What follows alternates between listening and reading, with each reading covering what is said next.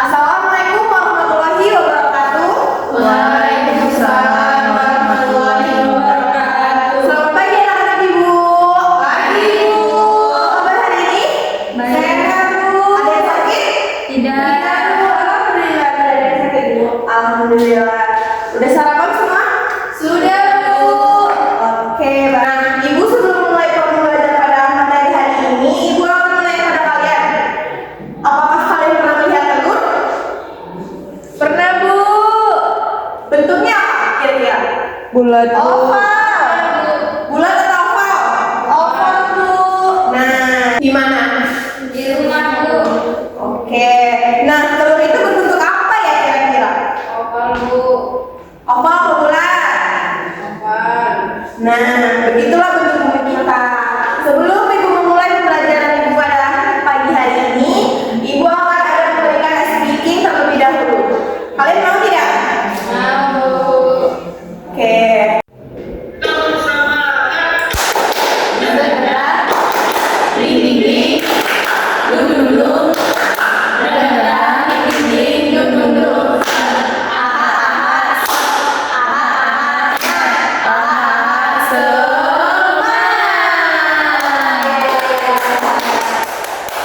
Nah, di sini Ibu akan menjelaskan tujuan pembelajaran pada pagi hari ini. Yang pertama itu mencari hubungan faktor alam dan perbuatan manusia dengan perubahan kondisi alam di permukaan bumi. Nah, selanjutnya itu ada setiap hari kita akan mengalami perubahan. Impian bertambah, umur yang semakin dewasa. Ternyata perubahan tidak hanya dialami oleh manusia. Bumi tempat kita tinggal juga mengalami perubahan. Bumi yang kita tinggali sekarang berbeda dengan bumi kita yang masih baik.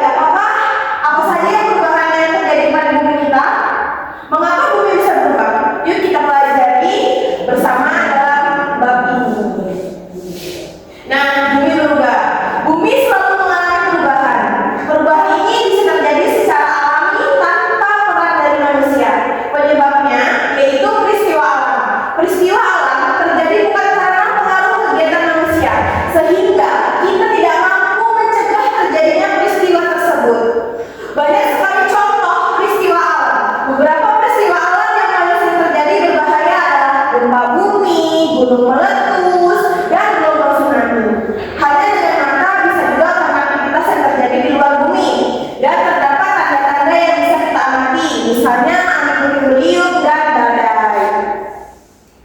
Nah, bencana alam. Bencana alam sesuatu yang dapat mengancam dan mengganggu kehidupan manusia. Bencana yang terjadi karena adanya peristiwa alam disebut bencana alam. Contoh peristiwa alam yang dapat menjadi bencana alam diantaranya gempa bumi, tsunami, banjir, kekeringan, angin topan, dan tanah longsor. Indonesia merupakan negara yang rawan bencana alam, terutama gempa bumi. Hal ini disebabkan oleh Indonesia yang dilalui oleh jalur pertemuan tiga lempeng tektonik. Gempa bumi terjadi karena adanya penumpukan antara lempeng bumi, patahan aktif, aktivitas gunung api, atau runtuhan batuan. Aktivitas ini menimbulkan getaran di permukaan bumi. Nah, di sini ada contoh-contoh peristiwa alam, yaitu ada gunung meletus, angin puting beliung, dan lain sebagainya. Nah, untuk materi yang lebih lengkap, mari Ibu simak video yang bertayangkan berikut ini. Nah, bagaimana bumi bisa berubah, Kak?